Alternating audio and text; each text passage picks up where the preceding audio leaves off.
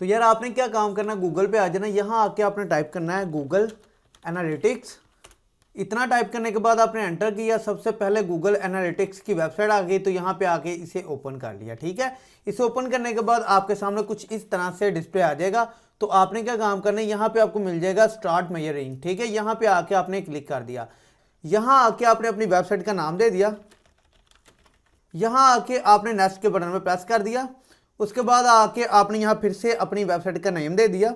यहाँ आके आपने अपनी लोकेशन सेट की। उसके बाद यहाँ पे आके आपने अपनी करेंसी सेट कर दी। उसके बाद यहाँ पे आपने नेक्स्ट के बटन पे प्रेस कर दिया। यहाँ आके आपने अपनी वेबसाइट की कैटेगरी ऐड कर दी। देन आपने यहाँ पे आके अपने बिजनेस का बता दिया कि कितने एम्प्लॉयज है आपके। तो यहाँ पे स्मॉल है, लार्ज है, मीडियम है, आपने कर दिया। उसके बाद देखो यहाँ पे जो जो मैं सिलेक्ट कर रहा हूँ तो आपने इनको सिलेक्ट कर देना। ठीक है, देन आपने यहाँ पे क्रिएट के बटन पे प्रेस कर दिया। यहाँ पे आके आपने अपनी कंट्री फिर से ऐड कर दी। यहाँ आई एग्री के बटन में प्रेस कर दिया, आई एक्सेप्ट कर दिया। अब आपके सामने इस तरह से डिस्प्ले आ गया। तो यहाँ पे आके आपने इसे सेव कर दिया और यहाँ देखो आपके सामने इस तरह से डिस्प्ले आ जाता है। यहाँ पे आपने अपनी वेबसाइट ऐड करनी है, लेकिन उससे पहले मैं बता दूँ, अगर इस तरह से आपके सामने इंटरफेस नहीं आता तो आपने क्या काम करना है, सबसे नीचे ये देखो आपके सामने, देखो मैं होम पे आ गया। यहाँ पे सपोज आपके सामने इस तरह से कोई डिस्प्ले आ गया तो आपने एडमिन के बटन पे आ जाना। यहाँ देखो डेटा स्ट्रीम है, तो यहाँ पे आके प्रेस कर दिया, आपके सामने अगेन वही डिस्प्ले आ गया।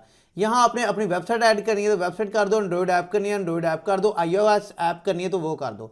हम यहाँ वेबसाइट ऐड करना चाहते हैं तो वेबसाइट पे आते हैं। यहाँ देख लेना है आपके पास आपकी साइट जो है HTTP वाली है या HTTPS वाली है। तो आपने यहाँ पे आके उसे सेलेक्ट किया, यहाँ आके अपनी वेबसाइट का नाम दे दिया। यहाँ वेबसाइट का URL देने के बाद आपने अपनी साइट का नेम यहाँ पे दे दिया। इतना काम करने के बाद आपने देख लेना यहाँ पे ये अलो ही होना चाहिए। देन आपने यहाँ पे क्रिएट स्ट्रीम के बटन में प्रेस कर दिया। देन आपके सामने इस तरह से एक डिस्प्ले आ गया। अब आपने क्या काम किया, देखो यहाँ पे आपके सामने आ गया ये वाला टैग। ठीक है, ये देखो ग्लोबल साइट टैग gtag.js।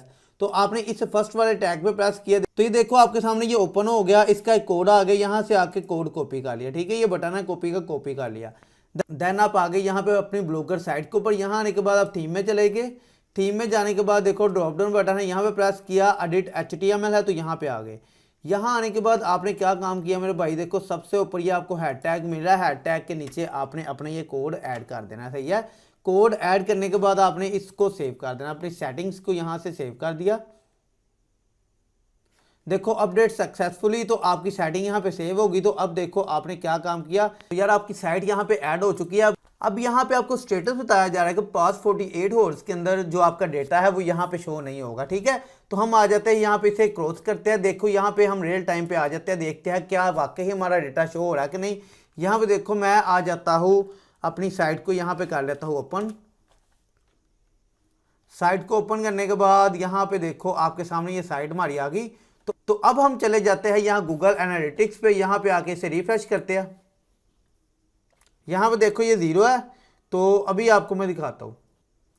तो देखो अभी हमने यहाँ पे चेक किया, यहाँ 0 था, अब यहाँ पे रियल टाइम में 1 विजिटर है। ठीक है, 1 विजिटर यहाँ पे रुका हुआ है।